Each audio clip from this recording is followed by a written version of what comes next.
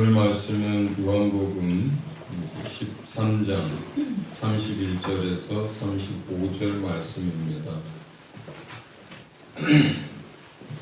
우리 같이 합독을 하도록 하겠습니다.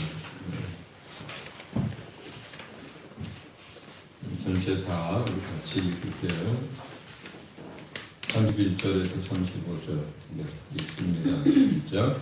그가 나간 후에 예수께서 이르시되 지금 인자가 영광을 받았고 하나님도 인자로 말미암아 영광을 받으셨도다. 만일 하나님이 그로 말미암아 영광을 받으셨으면 하나님도 자기로 말미암아 그에게 영광을 주시니 곧 주시리라. 작은 자들아, 내가 아직 잠시 너희와 함께 있노라. 너희가 나를 찾을 것이나 일찍 내가 유대인들에게 너희는 내가 가는 곳에 올 수 없다고 말한 것과 같이 지금 너희에게도 이르노라. 새 계명을 너희에게 주노니 서로 사랑하라. 내가 너희를 사랑한 것 같이 너희도 서로 사랑하라. 너희가 서로 사랑하면 이로써 모든 사람이 너희와 함께 지어진 줄 알리라. 아멘. 이게 참 장기동에서 첫 예배 첫 설교인데 제가 생각하기에 1800페이지 정도 되는 이 성경 속에서 저는 사실은 그 34절 한 구절을 가장 깊고 그리고 가장 중요한 말씀이라고 생각을 합니다. 아주 오래전부터 그러니까 제가 예수님을 믿게 되고 나서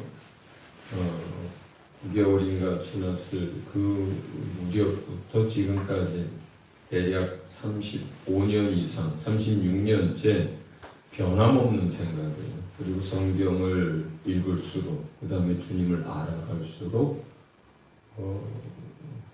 이 34절 이 한 구절이 가장 깊고 소중하고 그리고 중요한 구절인데 오늘 이 설교를 하게 됐네요.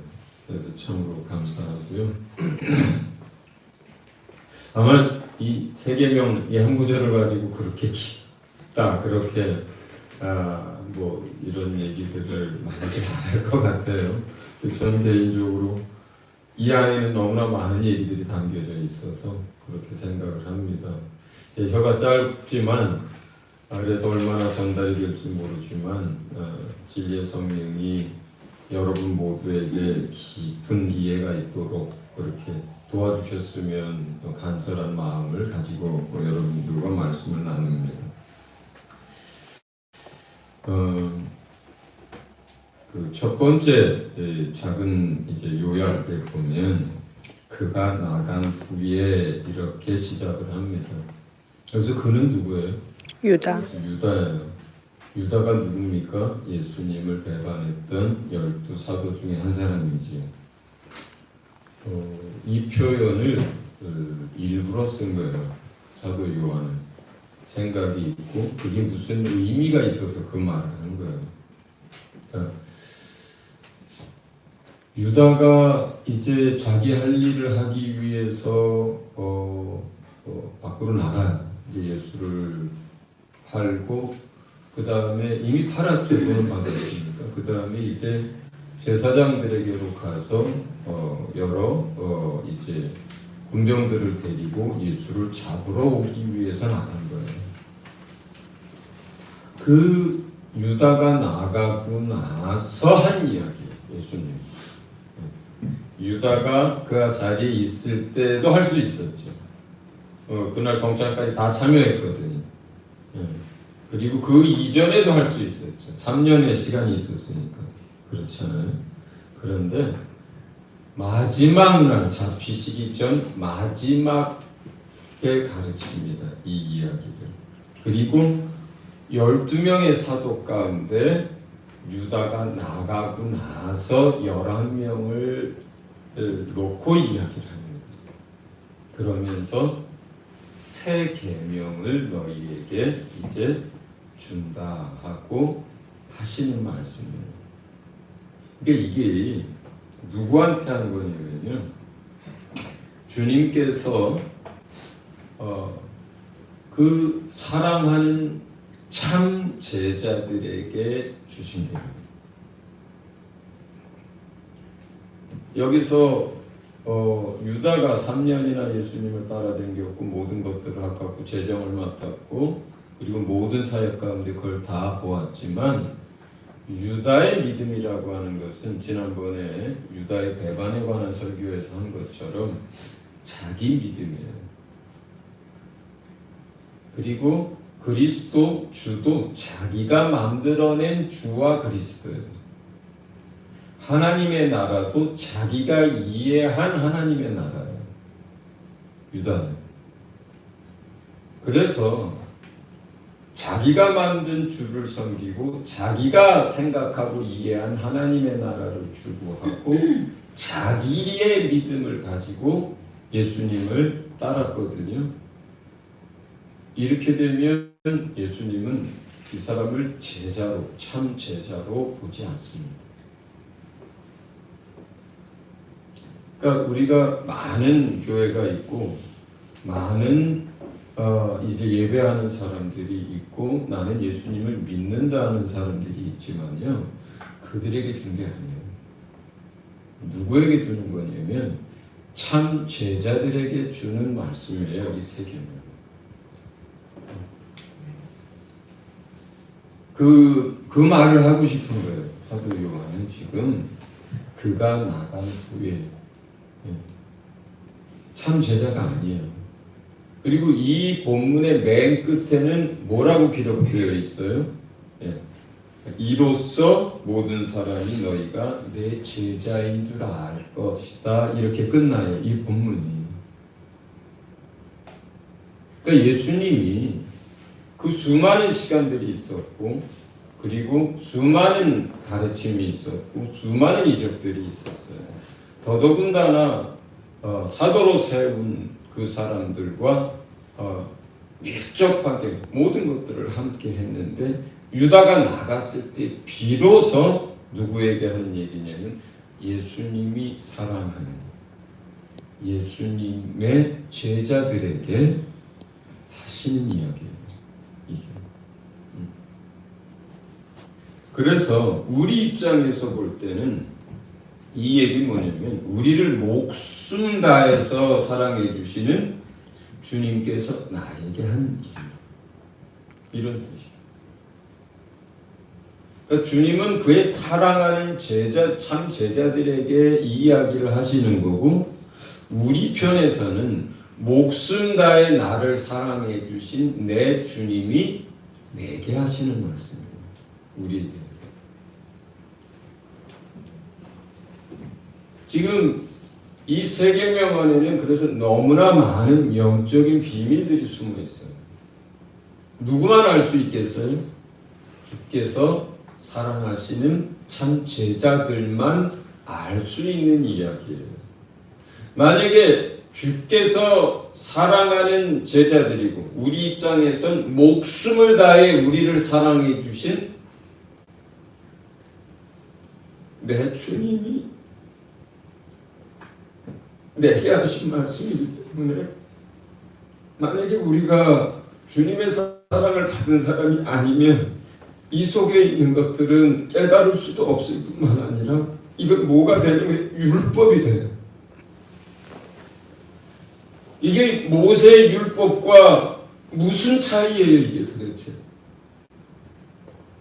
주님의 사랑을 받고 그리고 그분이 우리에게 준 것이기 때문에 이 관계 속에서 율법이 아닌 전혀 다른 의미를 갖게 돼요.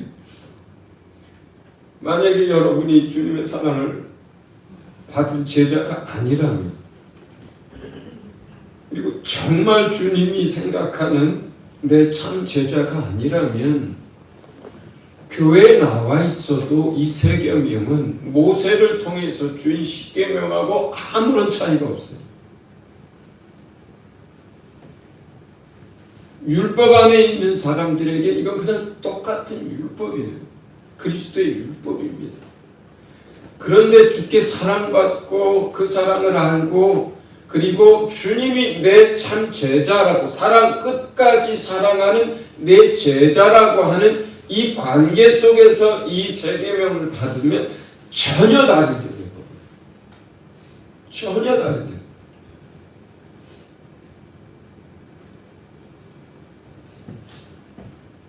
그래서 이거는 유다가 나간 후에 이제 마지막으로 사랑하는 제자들에게 하실 말씀입니다.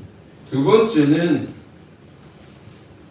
지금 인자가 영광을 받았고 이렇게 얘기해요. 이거는 마치 이제부터는 어둠의 권세가 지배라고 이제부터는 사단이 자기 뜻대로 역사하도록 이제 허용하신 시간이에요. 유다가 나가는 그 시간.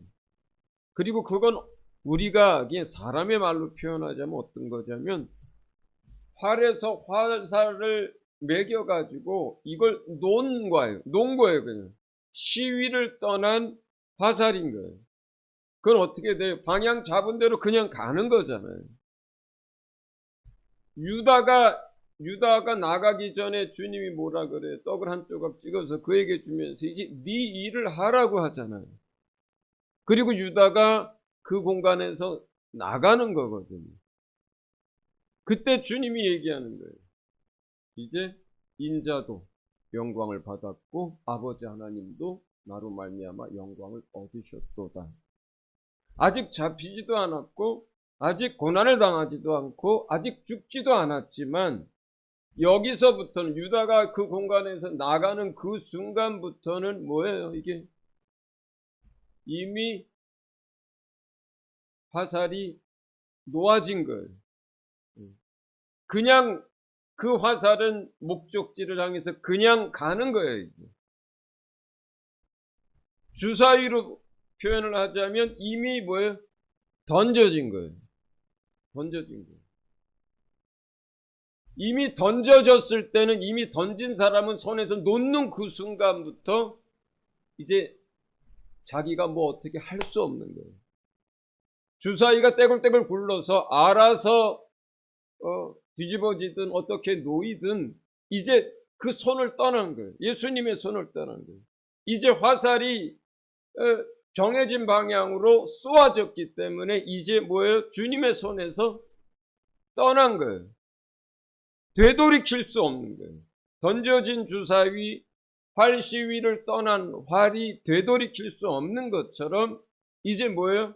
몇 시간 후에 잡히고 그 다음날 고난을 당하고 죽임을 당하시지만 그건 돌이킬 수 없는 이미 예수님의 손에서 떠나간 그리고 주의 뜻대로 진행되어지는 거예요. 그래서 예수님에게는 이미 뭐예요? 자기를 내어드린 그 순간인 거예요. 유다가 나가는 그 순간. 그래서 주님이 하는 얘기가 이제 유다가 나가고 나서 이제 주님도 영광을 얻으셨고 주님으로 인해서 아버지 하나님도 영광을 얻으셨다 이렇게 얘기를 합니다. 세 번째는 작은 자들아 하고 이야기를 합니다. 그 사도들 11명을 부르실 때 이렇게 부르시고 계십니다. 작은 자들아. 사실은 주님 보시기에만 작은 게 아니라 지금 여기에 남아있는 그 11명은요. 말은 사도지만 세상 사람들의 기준에 볼 때는 지극히 작은 아무것도 내세울 게 없는 아무것도 자기를 자랑할 것이 없는 사람들이에요. 주님이 부르신 사람들이 그렇습니다. 사도들만 그런 게 아니라 여러분도 그렇습니다. 여러분들이 만약에 능력 있고 유명하고 여러분들이 정말 그럴 만한 세상 사람들이 인정해 줄 만한 그런 사람들이라면 이 자리에 앉아 있기가 힘듭니다. 마치 그거는 부자가 천국에 들어가는 것이 낙타가 바늘기로 들어가는 것처럼 그게 그렇게 불가능한 거라면 세상 사람들이 어디 부자만 뛰어납니까? 돈 많은 사람만 그렇게 했어요. 능력 있는 사람, 많이 배운 사람, 유명한 사람, 그 사람들은 부자보다 더 힘들죠. 예수 믿기가.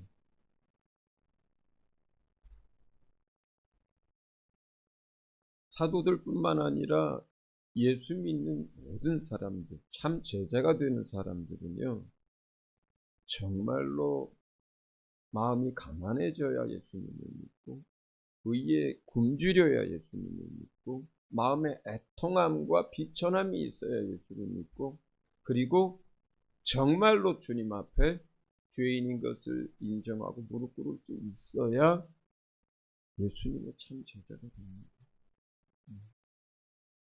아직도 그러한 것들이 안 돼 있는 사람들은 교회 안에 앉아 있어도 여전히 자기가 주인공이에요. 여전히 자기는 큰 자이기 때문에 조금만 그 사람에게 마음 상하는 얘기를 해도 상처를 받고 화를 냅니다. 참 제자가 되기 위해서 가장 중요한 것, 주님이 우리를 작은 자라고 부르는 것뿐만이 아니라 우리 스스로 그런 줄 알아야 하는 거예요. 우리 스스로 주님 앞에 무릎을 꿇을 수 있을 때, 우리 스스로 나는 아무것도 아니라고 여길 수 있을 때, 우리 스스로 사도들의 고백처럼 우리는 감히 주 앞에 있을 수 없나이다. 그럴 자격이 없습니다. 어느 백부장처럼 주님 앞에 나아갈 수도 없습니다. 이렇게 말할 수 있을 때 그 사람이 비로소 주님의 참 제자가 될 수 있습니다. 그래야 주님이 보여요.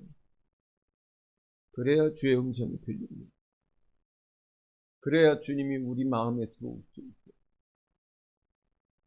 그래야 우리 마음에 들어오신 주님이 주인이 되시고 일할 수 있어요. 우리 안에 조금이라도 내가 남아있고 내가 누군데 하고 남아있고 나는 무엇인데가 남아있으면 주님의 참 제자가 될 수도 없고 되었다 하더라도 주님을 따를 수가 없어요. 주님의 제자는 그런 거예요. 그래서 갈릴리여야 하는 거예요. 예루살렘이 아니고 그때도 얼마나 유명한 사람들이 많고 가말리엘이 무언하에서 또 제사장들의 아들에서부터 해서 또 세상 학문에 또 세상 권력에 힘 있는 사람들이 얼마나 많았습니까? 지금 세상이랑 뭐가 다르겠어요? 똑같은 세상인데. 그러나 그들 가운데 단 한 명도 제자로 부르지 않으시고 사도로 세우지 않았습니다. 모든 사람이 밥도 같이 안 먹는 세리 부르고 모든 사람들이 무시하는 갈릴리 사람들, 어부하는 사람들 부르고 그런 사람 불렀습니다.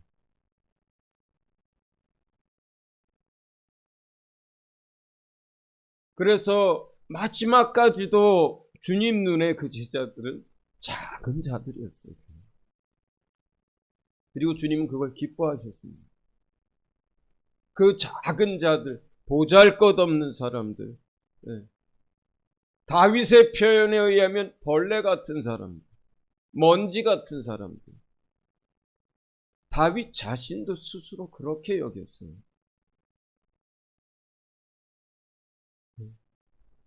어느 지파에 어느 많은 아들 가운데 막내 아들, 아무도 눈여겨보지 않고 양치던 사람, 아이,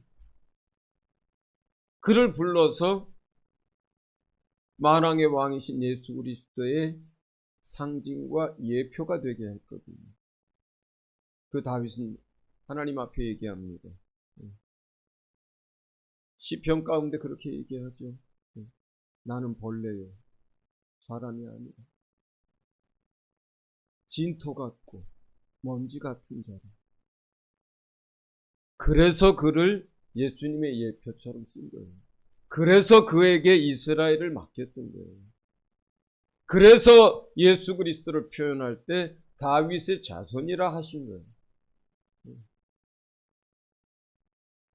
예수님도 똑같습니다. 자기 자신에게 아무것도 남아있지 않을 때, 그저 주님 앞에 진흙덩어리고 그냥 죄악덩어리라고 여겨질 때, 나 같은 것이 무엇을 할까 여길 때, 세상에서조차도 정말로 비천한 자로 여겨질 때, 그럴 때 주님이 우리를 부르고 당신의 비밀들을 알게 하고 참 제자가 되게 합니다. 마리아가 그렇게 고백하죠. 이 비천한 자에게 이렇게 고백합니다. 나같이 비천한 여인의 몸에 하나님의 아들이 잉태되어졌다라고 얘기를 합니다. 이스라엘 중에도 이만한 믿음을 내가 본 적이 없다는 백부장이 얘기하죠. 나 같은 사람은 당신 앞에 나가서 얼굴을 마주 대할 수도 없어서 내가 사람을 보내 내가 말을 전합니다. 이렇게 하는 거예요. 갈릴리 어부였던 베드로가 그렇게 얘기하는 거예요. 주여 나를 떠나소서. 나는 죄인으로서입니다.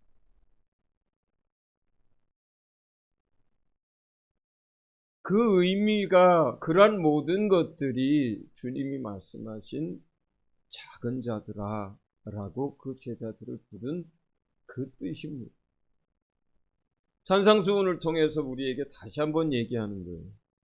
마음이 가난한 자여야 천국을 들어갈 수 있고 마음에 애통함이 있어야 하나님의 나라를 약속으로 받을 수 있고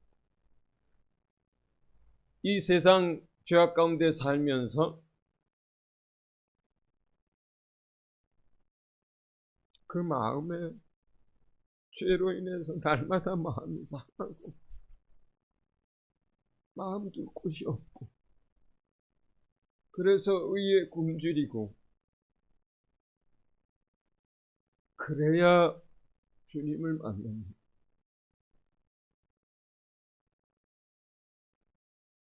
주님은 그런 사람들을 불렀어요. 레위마태도 그런 사람이고 삭개오도 그런 사람이고 베드로도 그런 사람이고 요한도 그런 사람입니다. 사도 바울은 나중에서야 그걸 깨달아요. 그가 바리새인으로 살 때는 그 반대로 자기 자신을 여겼습니다. 나같이 의로운 사람이 어디 있겠고 나 같은 열심을 내서 하나님을 섬기는 사람이 세상에 누가 있겠느냐 해서 스데반이 돌 맞아 죽임을 당할 때 증인이 됩니다. 그 젊은 나이에 창창하고 유명한 바리새인들과 많은 선생들이 거기 있었어도 그 젊은 나이에 거기에서 그 젊은 바리새인이 증인이 됐던 것처럼 그렇게 살았어요. 그런데 그가 주의 은혜와 사랑을 알게 되고 부름받게 됐을 때 시간이 지나면서 나는 죄인 중에 괴수로구나 이렇게 깨닫게 되고 그렇게 나 같은 자를 불러주셨으니 이 세상 누구도 다 불러주실 수 있는 그 본을 보이려 하심이라고 그렇게 얘기하는 거예요. 예수 믿는 사람 잡아 죽이던 나도 내가 기고만장해서 모든 걸 다 안다라고 여기고 사람들 앞에서 목 곧게 세우고 빳빳이 세우고 그렇게 살면서 예수님을 박해하던 나도 주님이 용서하고 나를 사도로 불러주셨는데 이 세상 어떤 죄인이라도 그렇다면 다 가능하지 않겠느냐라는 거예요. 누구라도 가능하지 않겠느냐. 그랬던 사도 바울이 어떻게 얘기합니까? 내가 정말로 비천한 자고 내가 정말로 죄인 중에 죄인이고 죄인 중에 괴수라고 얘기를 하죠. 그 얘기는 뒤집어서 얘기하면 그게 무슨 소리냐면요. 내가 이 세상에서 가장 많은 사랑을 받았다는 뜻이에요, 그게. 예수님 앞에 나온 죄 많은 여인이 예수의 뒤로 가서 그 발에 눈물을 흘리고 머리카락으로 그 발을 씻고 향유를 붓습니다. 예수님이 왜 그 여자가 그렇게 했다고 얘기를 합니까? 이 여자의 많은 죄가 사함받았기 때문에 나를 사랑하는 그 사랑이 큰 것이라고 설명하지요. 사도 바울이 진심으로 내가 이 세상 모든 사람 가운데 모든 죄인 가운데 가장 큰 죄인이라고 정말로 믿었고 깨달았고 그렇게 고백할 수 있다면 그 소리는 어떤 소리냐면 내가 이 세상에서 가장 큰 죄인이지만 예수님에게 가장 많은 사랑을 받은 사람이요. 이렇게 하는 얘기예요. 그 말이에요. 우리가 죄사함을 얼만큼 받았느냐의 그 양이 곧 주께 받은 사랑의 양입니다. 내가 주님의 사랑을 여러분보다 만약 조금이라도 더 알고 받은 사람이라면 이 말은 무슨 얘기냐면 내가 여기에 있는 모든 사람보다 더 많은 죄인이었다라고 더 많이 죄짓고 살았던 그런 몹쓸 사람인데 주님께 용서를 받고 주의 사람이 됐다는 뜻이에요. 우리 안에 무슨 의가 있어서 내가 주님의 뭘 알고 내가 누구보다 더 주님을 사랑할 수 있겠습니까? 우리에겐 아무런 그런 의가 없어요. 우리가 주님께 정말로 주님을 많이 사랑할 수 있게 됐다는 뜻은 뭐냐면 내 죄가 얼마나 많이 용서를 받았는지를 알았다는 다른 표현이에요.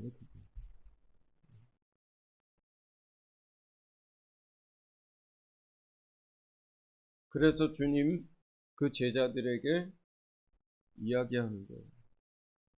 작은 자들아.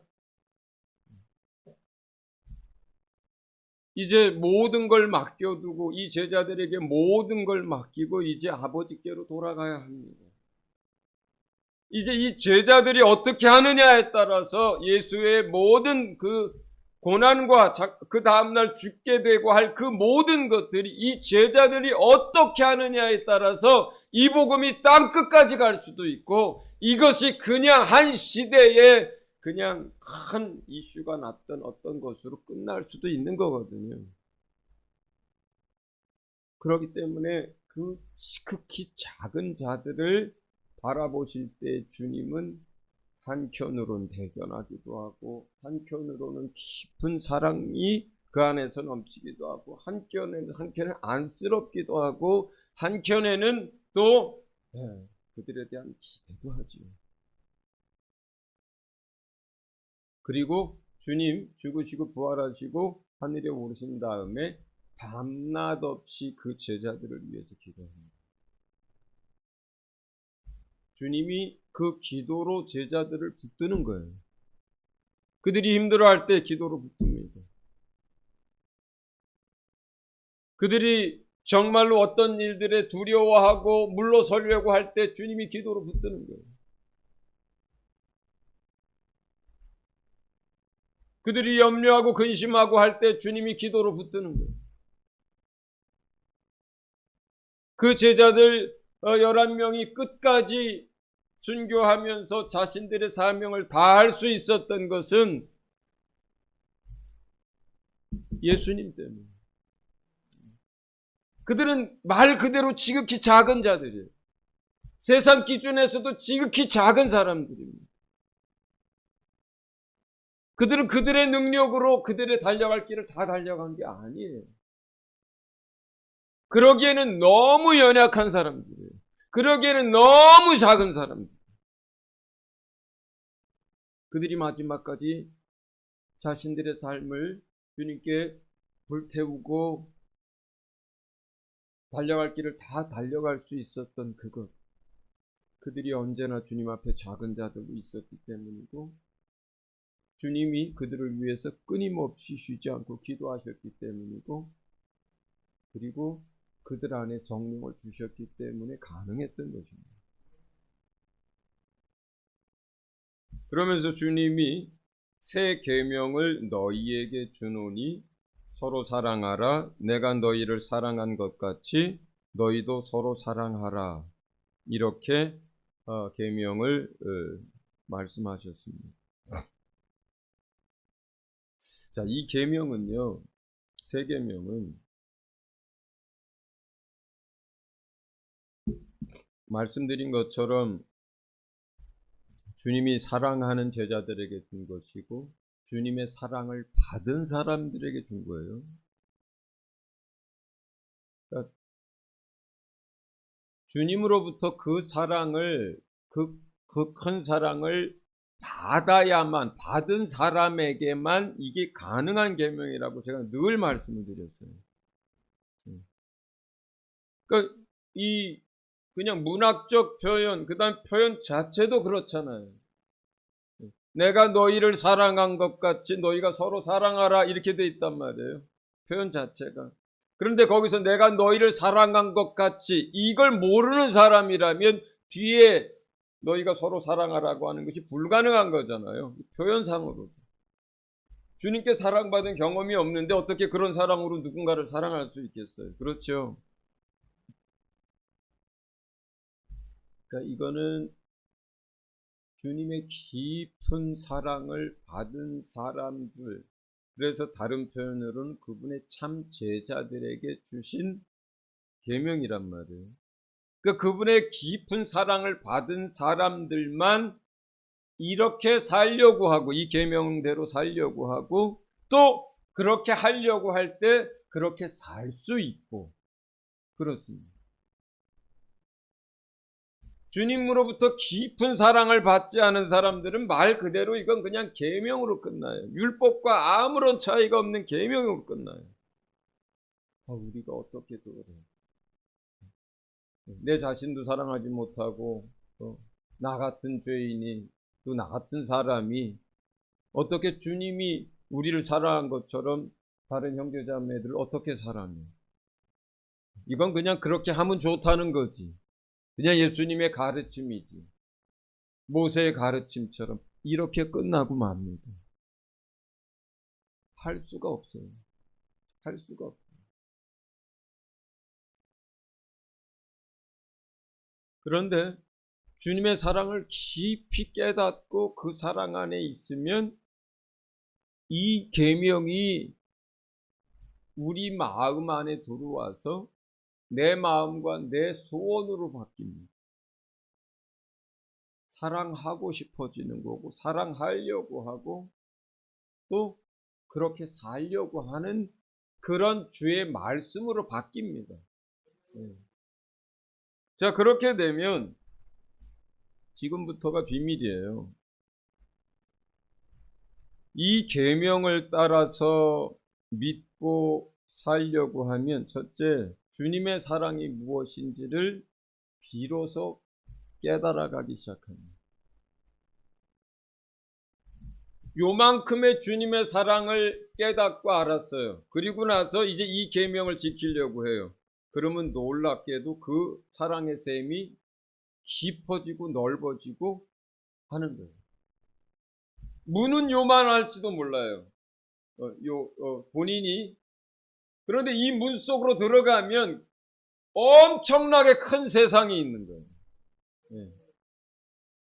상상할 수도 없는 세상이 그 속에 있는 거예요. 이 새 계명이 문이라면 그렇습니다. 그 비밀 속으로 들어갈 수 있는 문이에요, 이게. 이 계명이, 새 계명이. 우리가 요만큼 사랑을 깨닫고 주님을 사랑하게 됐어요. 그래서 그 문을 열고 들어갔어요.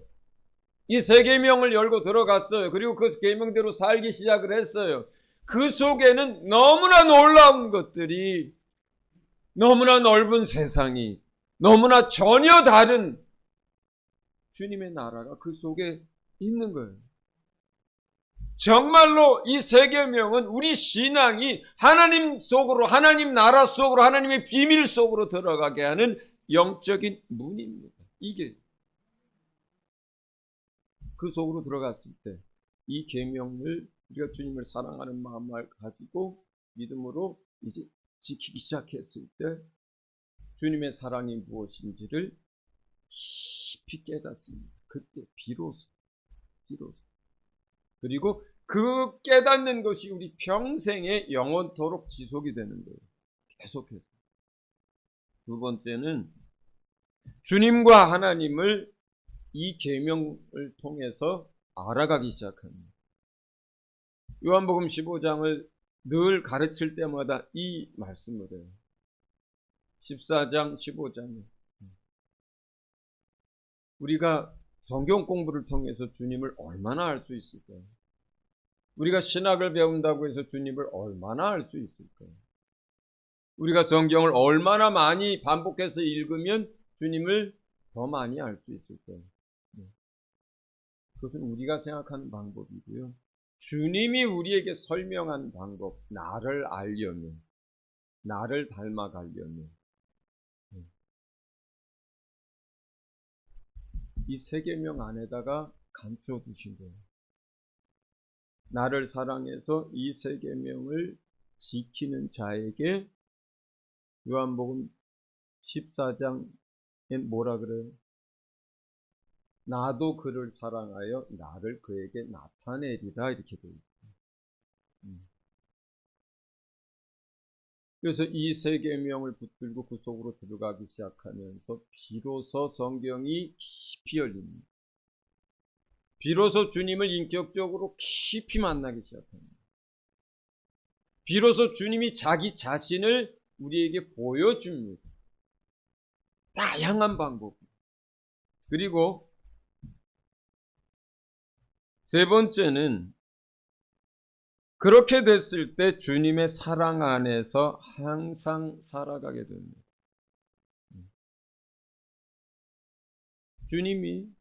주님 안에 거하라고 말씀하셨어요. 많은 열매를 맺으려면.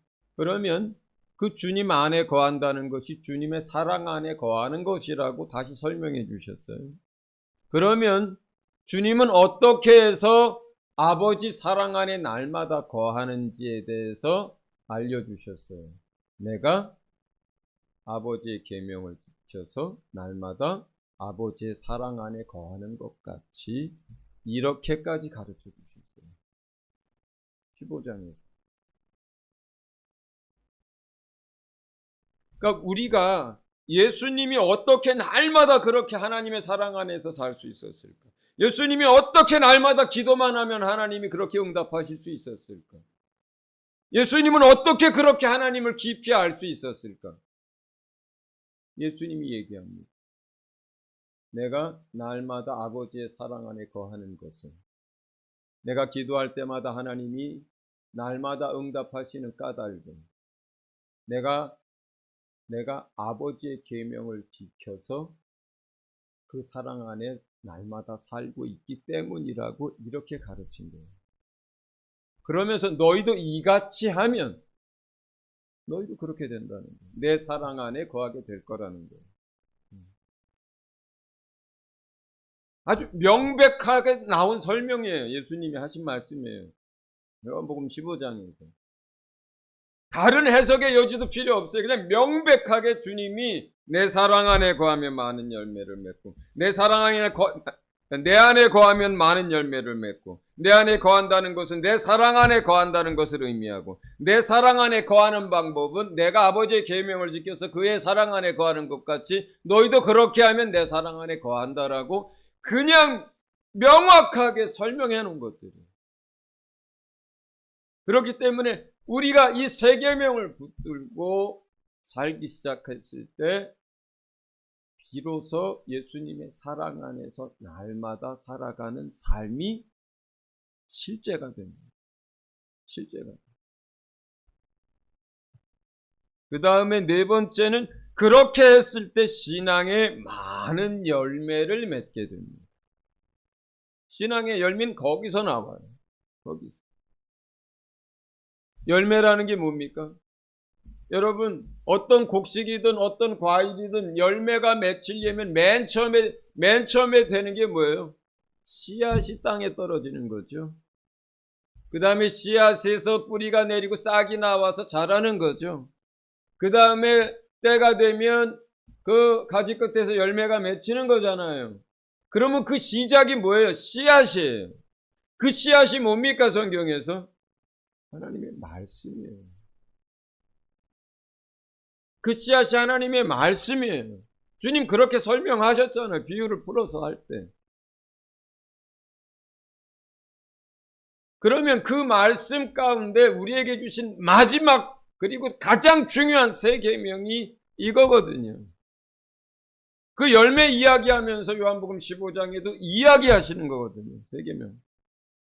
그러면 이 말씀이 여러분 안에 떨어져서 마음 안에 떨어져서 이것을 놓고 기도하고 내 마음의 소원을 갖고 그리고 이것을 따라 살면 그 다음엔 어떤 일이 벌어지겠어요?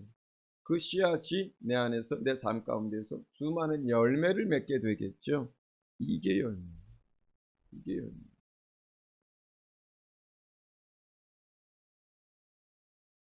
우리가 목숨 다해서 전도하는 것, 주님이 우리를 목숨 다해서 사랑하셨기 때문에 내가 목숨 걸고 이 계명을 따라서 전도하는 거예요. 내가 친구를 위해서 목숨을 내어주는 것, 이 계명 때문에 그렇게 할 수 있는 거예요. 그거보다 더 큰 사랑이 없나니 이렇게 말씀하시는 거예요. 그래서 우리가 봉사하는 것, 주님을 사랑하고 또 교회의 공동체와 성도들을 사랑하기 때문에 밥도 하고 청소도 하고 봉사도 하는 거예요. 우리가 힘에 지나도록 80 노구에 번 돈 주님 앞에 아낌없이 드리는 것, 그래서 하는 거예요. 그래서 하는 거예요. 우리가 하는 그 모든 것 가운데 만약에 사랑이 빠진다면 어떻게 되겠어요? 이 사랑이 빠진다면 어떻게 됐어요? 아무것도 아니요. 이렇게 말씀하시는 거예요. 그럼 아무것도 아니에요. 내 사랑이 너희 안에 거하고 너희가 나를 사랑해서 그렇게 해서 하는 것만이 주님이 받으시고 영원한 열매가 되는 거예요. 나머지는 만약에 그게 빠진다면 주께 받은 사랑도 없고 우리가 주님을 사랑함도 없이 무언가 한다면 다 자기 영광을 위한 것들이 되고 다 썩어질 것들이 되고 이 땅에서는 열매처럼 보이지만 하늘에 갔을 때는 아무것도 거둘 수 없는 게 돼버립니다.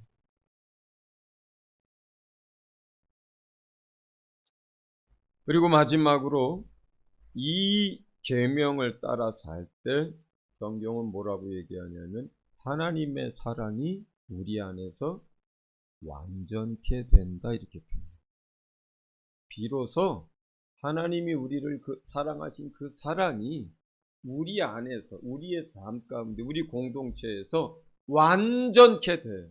완전하게 빛을 발하고 완전하게 꽃을 피고 완전하게 드러납니다. 하나님이 우리를 사랑한 그 사랑이 이 계명을 통해서 완전하게 드러나는 거예요. 내가 어떤 죄인을 위해서 내 생명을 내어줬다고 하자고요. 이 말씀 따라서. 그랬을 때 그 죄인 또 그곳에 있는 사람들이 하나님이 우리를 어떻게 사랑하셨는지를 보게 되는 거예요. 그리고 하나님이 나를 사랑하신 그 사랑대로 내가 살게 됐으므로 내 안에서 그 사랑이 완전케 되는 거예요.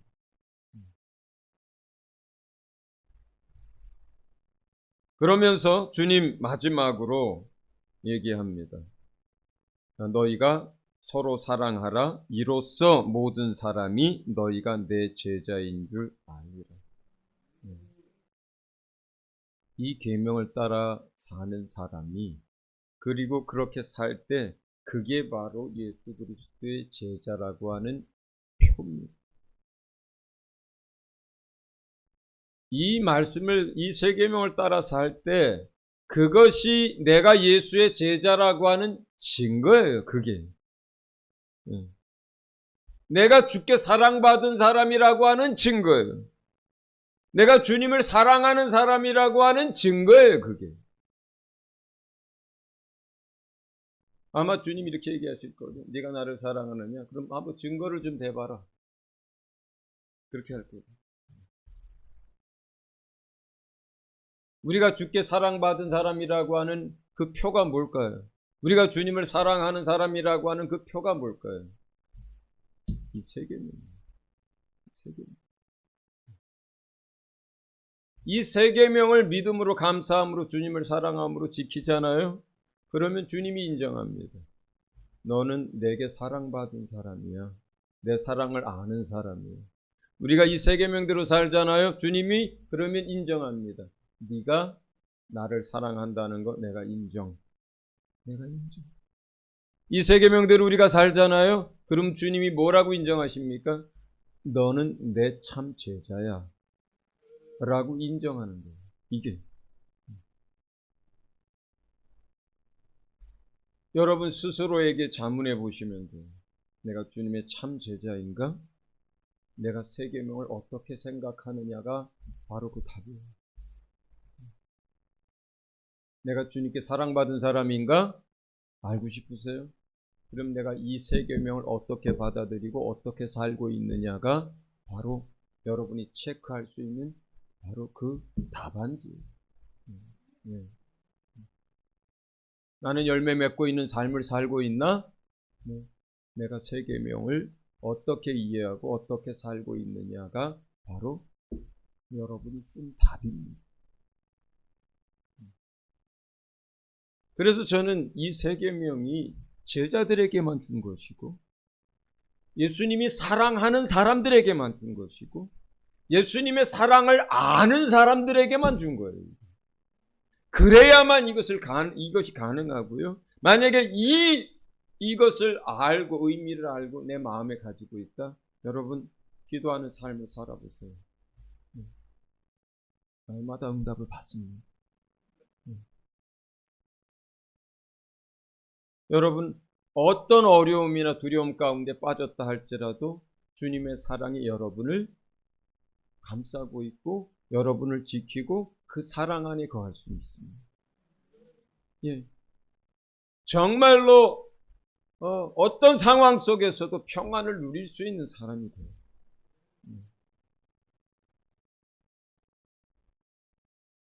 이것이 지금 세 계명 안에 있는 그런 놀라운 비밀들이에요.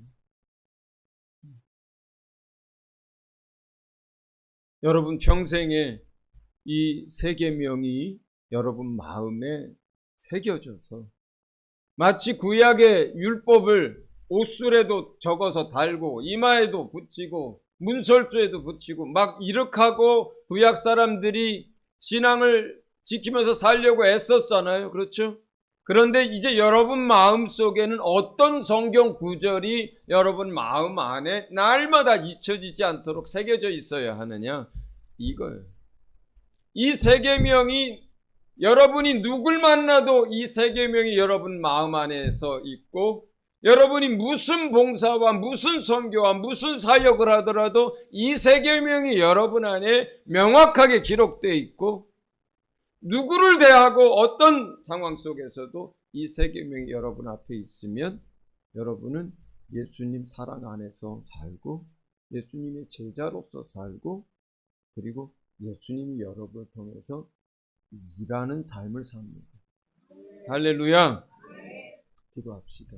이 시간 우리가 한 목소리로 한 마음으로 정말로 우리가 예수 그리스도의 그 큰 사랑을 깨닫게 하시고 받게 하시고 또 주님을 사랑함으로 주의 세 계명을 지키는 삶을 살게 하시고 그리고 그 세 계명을 지킴으로 모든 그 놀라운 신령한 축복들을 누리는 삶을 살게 해달라고 이 시간 주님 앞에 한 목소리로 기도하도록 하겠습니다. 기도합니다.